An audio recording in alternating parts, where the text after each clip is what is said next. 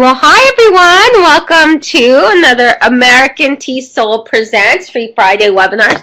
We're super excited because this is the last one of 2017, but we will come back and have many more for you every Friday in 2018 like we have for the past several years. So we're pretty excited about that. We have some new topics, and of course we'll be providing you some more materials and updated resources for past topics and some new strategies and tips that we have found for the new year. All of this is because of AmericanTESOL.com. We're here every Friday. You can get a certification that is accredited, and we recently passed our accreditation, so we're excited about that. And you can get this for teaching young learners, the certification. You can get also for teaching TESOL Advanced, teaching TESOL, and teaching business English, as well as teaching English language learners with technology, which is the esltech.com course that I've designed, and I'm also an instructor. So we will go ahead and along those lines today talk about how you can use Twitter, which is one of the most popular web tools for teaching. One of the social networks that a lot of users use or at least look at or are familiar with, and how to teach English language learners with Twitter. One of the reasons why we do visit, and in the new year we will be visiting Facebook and how to use that for teaching English language learners. We recently talked about Snapchat, and we'll take a look also at, in the new year, some other social networks such as Instagram as well, and perhaps even WhatsApp. It's great because these types of tools are social media tools, and they're in essence a great way for our learners to connect with other English language learners around the world, and that helps them to practice English outside of the classroom, practice quite regularly, and practice in authentic types of situations where they have to, it's language emergence, where the language comes out of them and they're forced to use the English they know, and that really helps them build their vocabulary. It helps them with remembering. It helps them with learning new language and responses and ways of communicating in different contexts. So it can be a really powerful way that learners enhance their English skills. If they're practicing outside the classroom, then they're definitely going to have a stronger and more academic success in your classroom. The other reason why it's great is because a lot of these tools allow for just more than text communication. You can add visuals, and visuals really enforce vocabulary learning. They also provide a context and visuals. They also have video, so your students can express themselves and also improve all of the 4 skills: reading, writing, listening, and speaking. So because of that, then Twitter is a really great way for our learners to connect. Now, we have our own Twitter accounts. You can discover new web resources.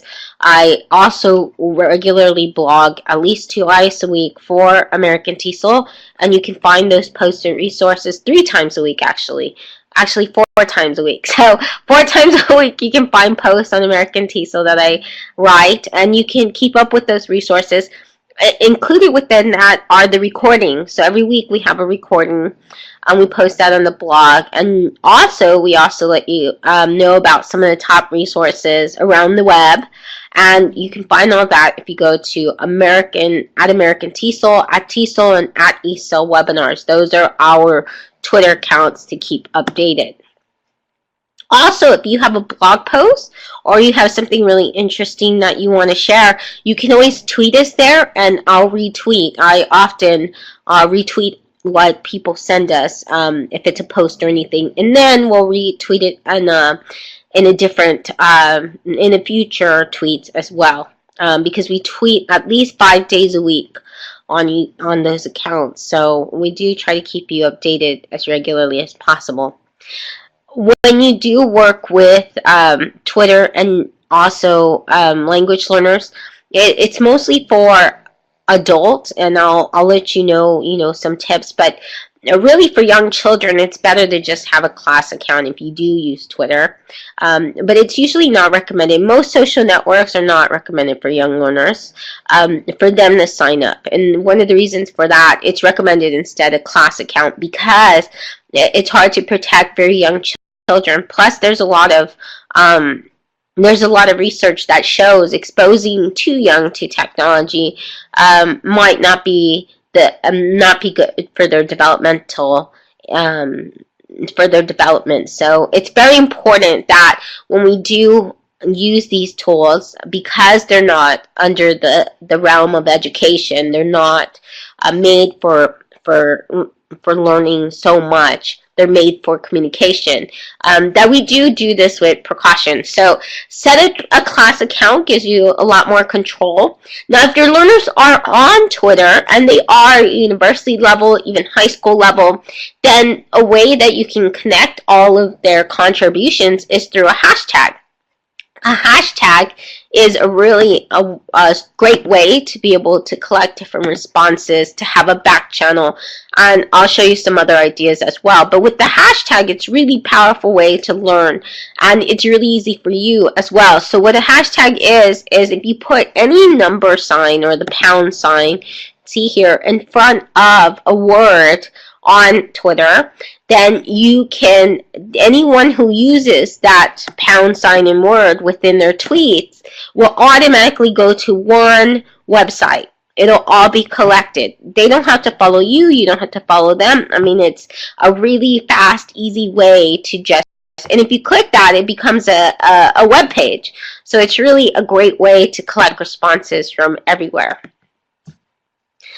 So this is what a class account looks like. You can kind of see tweets there. This is what a tweet looks like.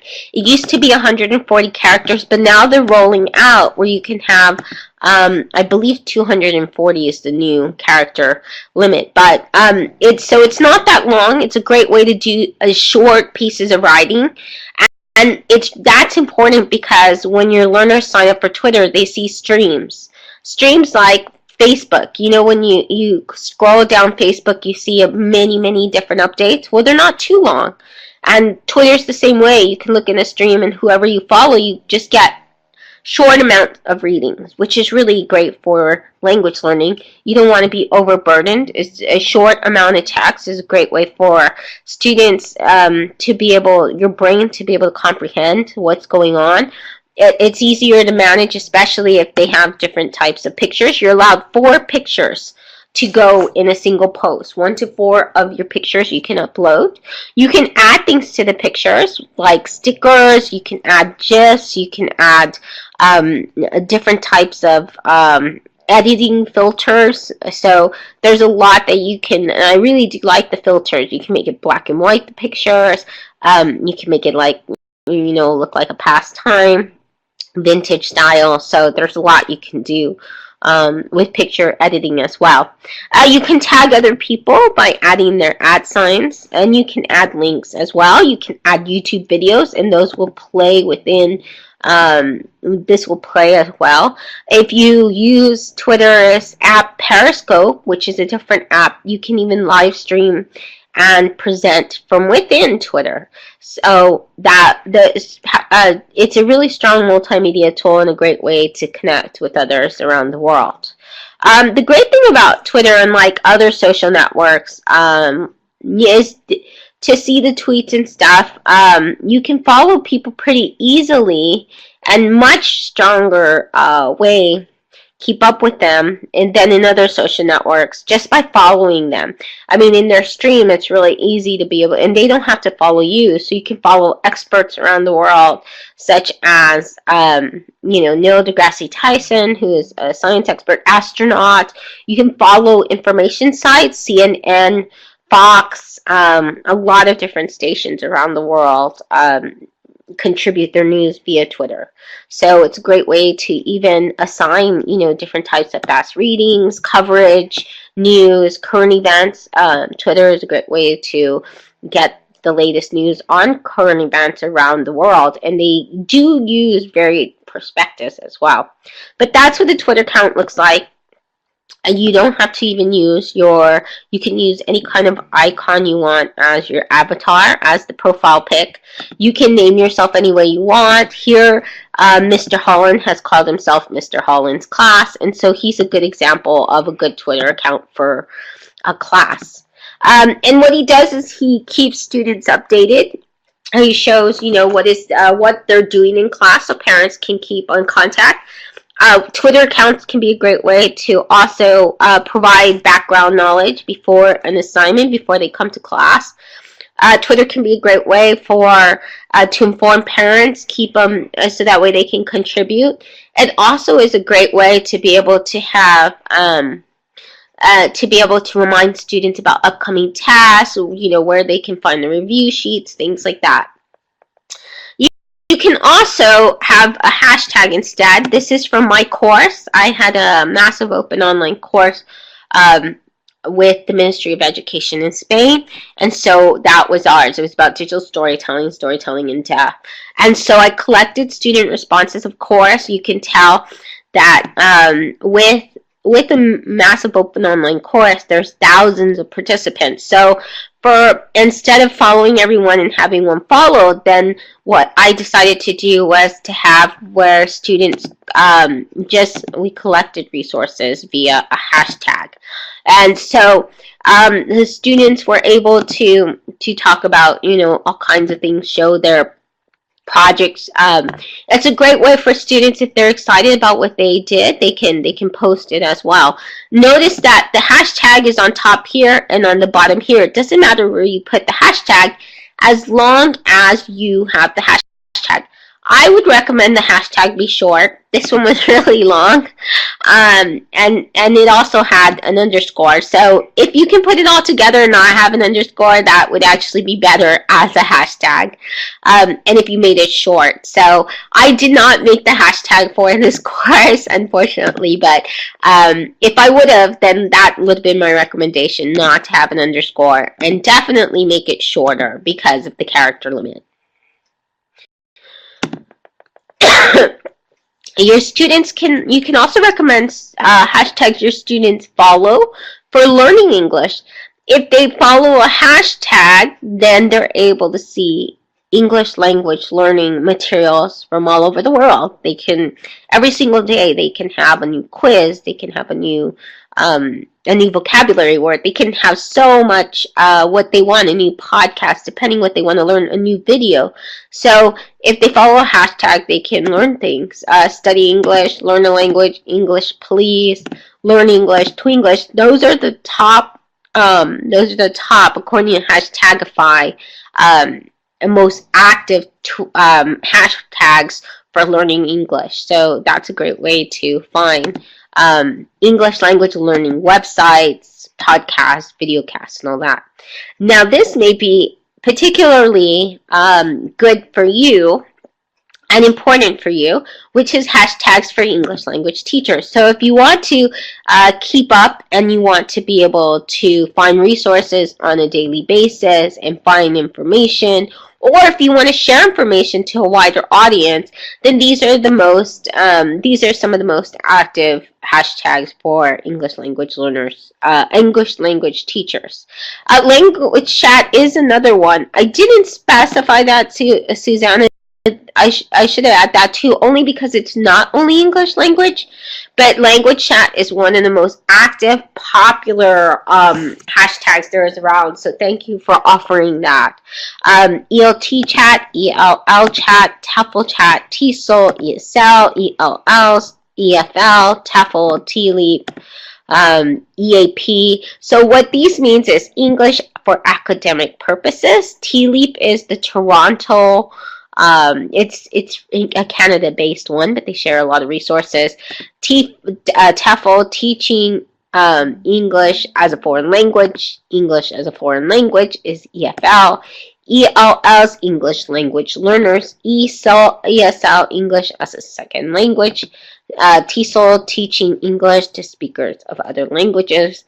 TEFL chat, ELT chat, ELL chat are some of the top, and language chat, of course. There's also a dual lang chat.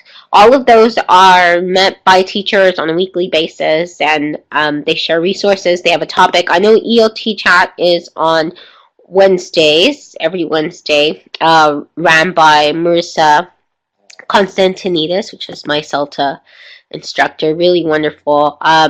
In a There's ELL chat, which I believe might be on Mondays. It used to be on Monday night. So Mondays, which would be for many of you early on Tuesday morning.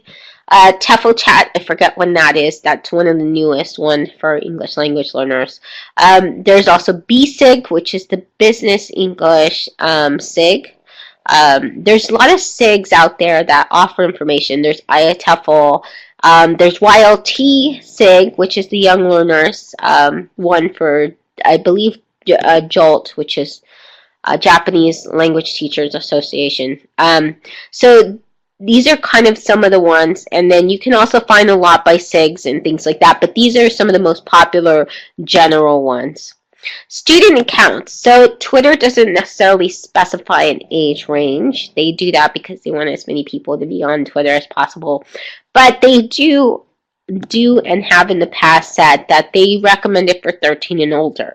So once again, I should stress, we want to make sure that for very, very young learners, a class account and finding resources, but there are other ways and other social networks that are better for that. So definitely for teens, adults, university students, Twitter is much, much better of a learning tool.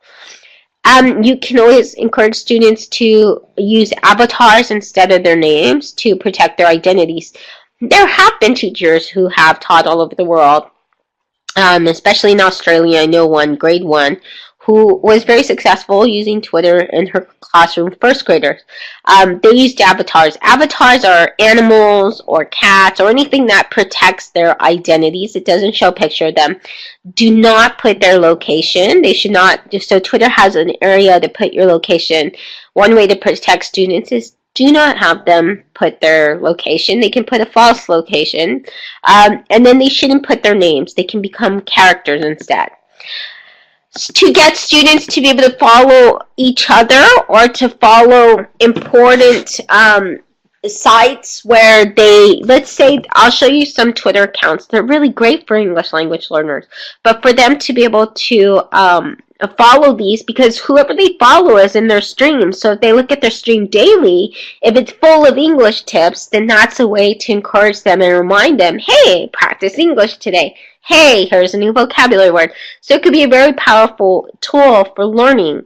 And if they look at their streams every day, which you tend to when you are part of a social network, then it's a great reminder. It's like having every day in your email, except it's easier to go through social media than email.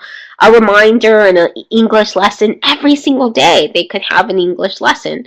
Something very quick that they could even do on Twitter. So I'll show you a few of those.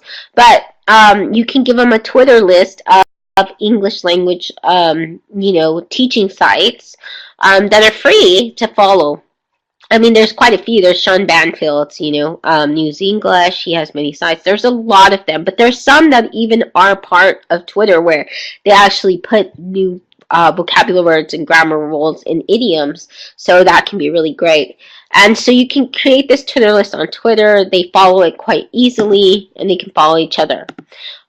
Another idea is for individuals, if you do have them have Twitter accounts because they're university students or adults, if they're young learners, if they happen to be 13 to high school students, one idea is to get them in whatever story or novel that you're reading. If you're reading one, they can tweet as a fictional character. Let them become characters in the novel, and throughout the year, they can tweet with each other as part of that character. Now, if you have a limited number of characters, more than one can be part of, can run that Twitter that Twitter feed. So, or that Twitter account. Here's one you can even check out. They did it in May 2010, but it's still there. They did all of the cast of, so there was this production that's very famous, and they decided to do all of Romeo and Juliet, and they had all of the characters tweet to each other, and they ran this for, I believe, 5 days throughout the series in May. So you can see that he's tweeting to Juliet Cap is Juliet. You might wonder why he has Romeo _ Mo, and that's because, of course, on Twitter, if your username is taken, then you have to come up with another one. So here you can see Romeo's tweets. Gorgeous girl, I'm so sorry about what I said. I love you so much. I cannot believe you're the one saying sorry, miss you. And then I place my hand on my heart.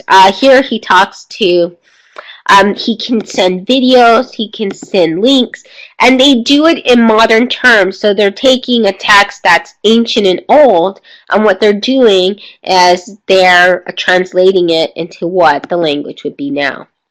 Another idea, and I've shared this before, there's a PDF. You do have to sign up to get it, but it's a really great lesson plan. It's free. It's a PDF, but they give you quite a few different celebrity tweets, and your students have to correct it. They can work in pairs or small groups, and what they do is they add the corrected tweet, and then they have to put the reason behind the edit. So here, we would capitalize, for example, spotted pig. And if we capitalize Spotted Pig Restaurant, which is a restaurant, if we could say reason for edit. The reason or the grammar rule is that we capitalize proper nouns, which are the names of people, places, so places. So here it's great because not only do they correct it, they have to put the grammar rule that's associated with that correction. So, and there's tons. I would suggest to use the ones from this PDF, or if you know popular people, Justin Bieber is usually one of them, Taylor Swift, and they make some mistakes, then I would grab them because you don't want them to search for, you could have university students and adults search for them, but some of the language, that Kanye West or Kim Kardashian or any of them use isn't always so great. So you can definitely have them that's one of the things to watch out for of using Twitter or another social network, as there's no filtering. So a lot of times if you want examples, it's better if you collect them yourself. This is a free resource in PDF from themathematicsshed.com. It's really great. It's an exit ticket. So at the end of the day, you can use Twitter to be able to see how your lesson is going. You can have them use the hashtag, whatever your class hashtag is, Haifa's class, Nabila's class, or, Miss Nigai's class, or whatever it is, here, and then they have to answer 3 things in their tweets. They can @ your class sign. Here, they could put @ Miss Petrovic's class, or Miss Tiziana's class here, and then, or they don't have to if they have the hashtag, but they could @ you, and then you'll have all of that in your stream. What did you learn today? What did you find tricky? What can we do next time? Polls. So it's really easy to do Twitter polls. We recently have one that I posted on the American TESOL site, which is which way do you prefer to learn English? Podcasts, YouTube, language apps, websites. This is a great way to get your students to learn the structure. Questions to be able to also give you feedback right away.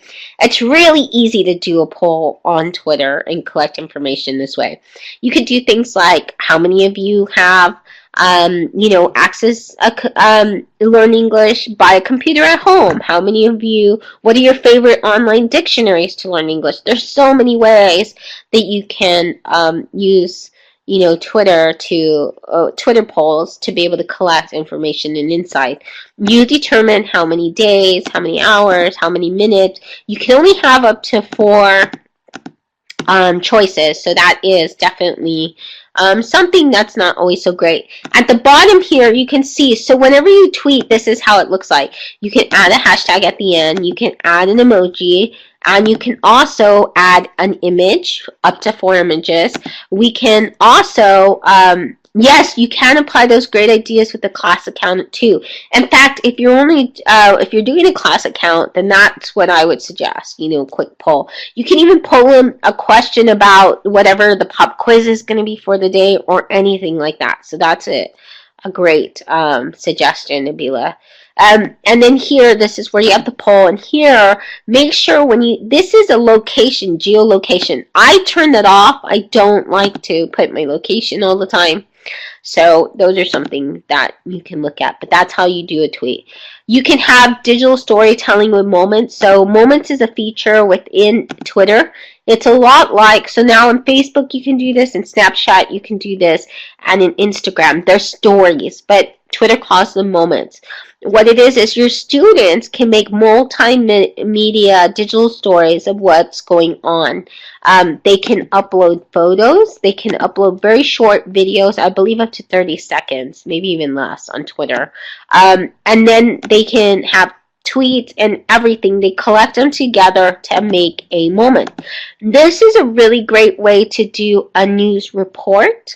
Let's say that they all go to the same event. Then they can report on that event with video footage. They can act as news reporters. It's a great way to do digital storytelling. Let's say that the topic is animals. They can follow an animal and create a different, they can create a story about that animal, and they can add images and everything like that. If they're doing a research project, they can collect different tweets about an animal, things like that. They can tweet by account, tweet search, tweet links. So they don't only have to put their own tweets, they can add the tweets of others. So if they're doing a research moment and it reads as a story, you click through and you see all of these. It's almost like an online magazine in a way, but interactive.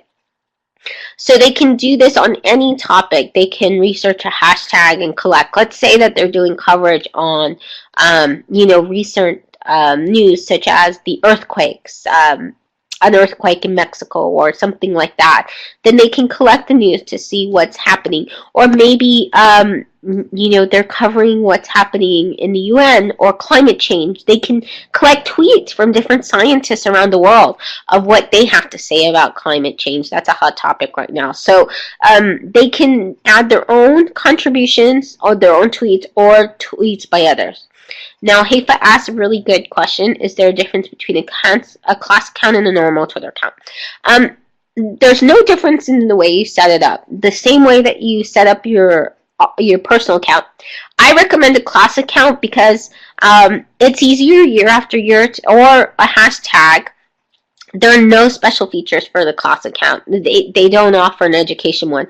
I think it's just easier to separate from your personal account. That way, you're like my students. They know I have a Twitter feed.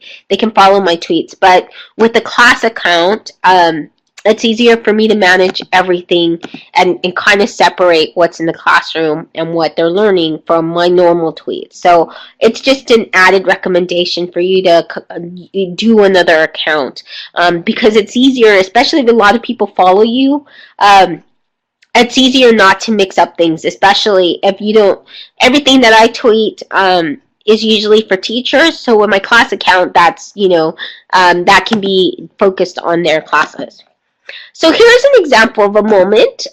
They have Twitter also has moments that they've collected to show you different types of tweets about what's happening now in the world. So fantastic.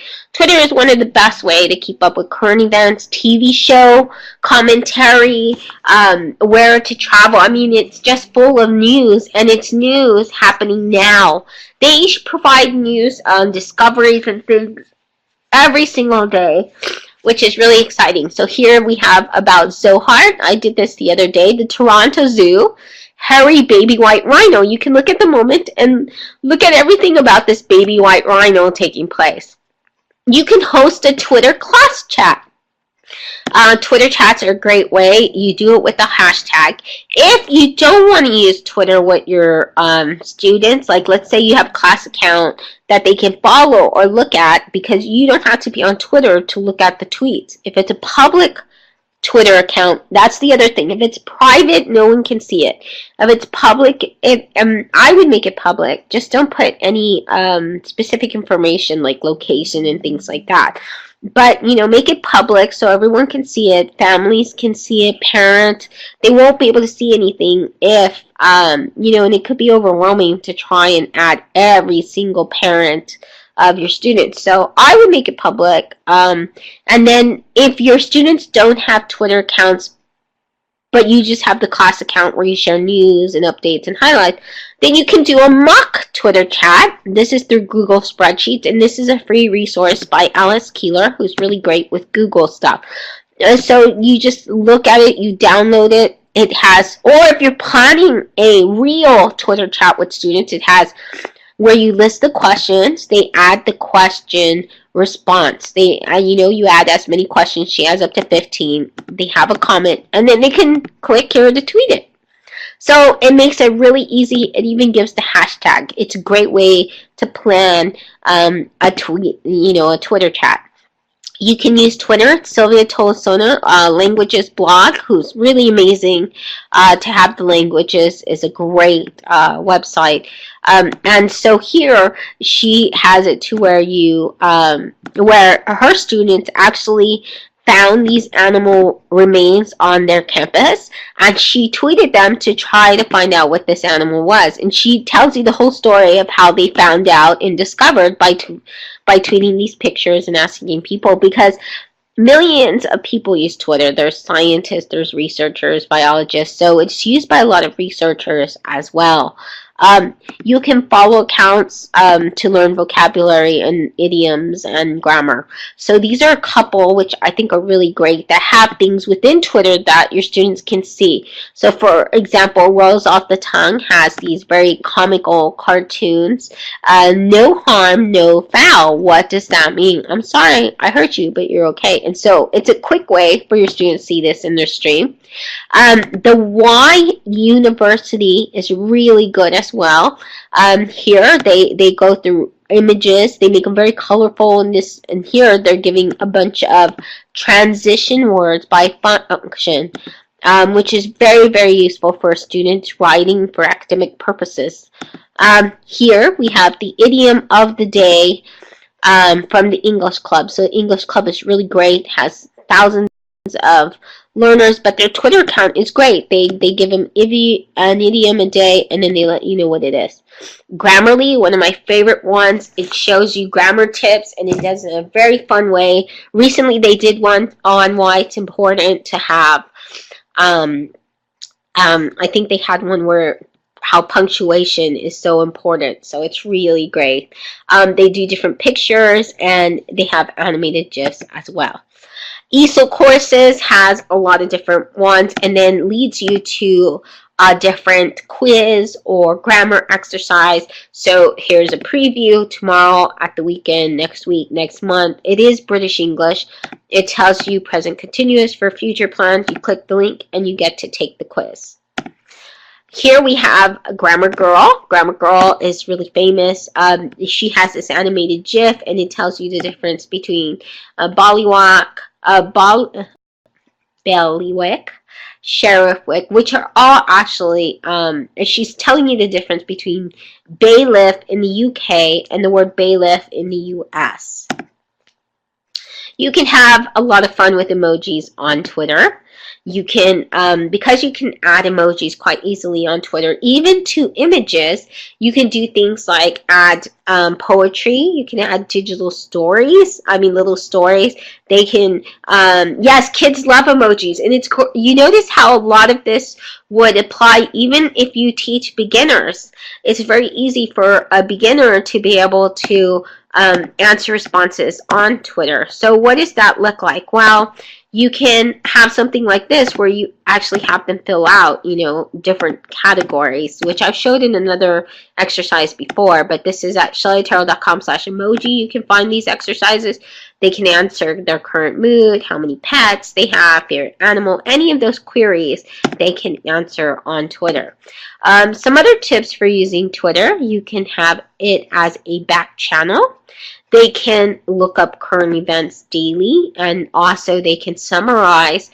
So if they're doing journal articles, then it's a great way for them. If they're doing, for example, current events journal, they can microblog. Instead of having a class blog, have them. A lot of students may not keep class blogs. It may be difficult for them, but they can microblog. Microblog is what we call Twitter, that it's a microblogging tool. It means that it's little entries. That could be more manageable, and they can turn that into you every day because it's easy to put up a tweet. In fact, I might do that with my students this year because our blogging didn't go so well this past semester. So maybe they'll be more excited to be able to microblog. Photo and GIF challenges, you can have them go out and search for nouns for the day, examples of the present tense, examples of verbs, examples of you can have them do many different types, real world examples. You can use Twitter to collect authentic examples of language. If you want them to, for example, let's say they have a slang phrase, they can collect slang phrases or different things they see tweeted and ask you, okay, what does this phrase mean here? What does this phrase mean here? You can use it for research. As I said, there are experts around the world. Neil deGrasse Tyson, there's Neil Guy, the science guy. There are researchers around the world that regularly tweet on Twitter, as well as famous ELT authors, Stephen Krashen, that are tweeting. So this is a great way to be able to collect different types of information from these authentic resources, to be able to tell what's happening now. And this can be used as research, and a way to be able to cite this in papers and to use that as research is tweet to cite. Tweet to cite will let you just put in the paste the URL of the tweet that you want to cite as a resource, and then here you go. We did this with an American TESOL post, and then it tells you the MLA, the APA style of that tweet, and they just copy and paste that to their works cited page. In fact, I might do that with my students this semester as well. To find many more ideas, you can actually read the article that I did on this, which is on ESL Library. And it explains further these ideas. It gives the links to a lot of the resources I shared with you today. And it's right here. It is case sensitive. So it's bit.ly, Twitter, ESL ideas. It is case sensitive. So what I can do is, let me go ahead and give you, what I'll do is I'll just give you the link to all of my ESL libraries post here, so you can see that. And if you scroll down, it's going to be there. In fact, let me go ahead and get that for you. And while I'm getting that, go ahead and go to the end of the slide. So thank you so much for coming. I know we went a little bit over, but hopefully you found a lot of great ways to be able to use Twitter in the classroom, especially if it's with older learners. So thank you so much for attending today. And if you want the recording, go ahead and follow our Twitter accounts at ESL Library, at American TESOL, and at TESOL. So I will be looking forward to seeing you on Twitter, since I am the person who tweets everything. So as a social media manager for American TESOL. So thank you so much.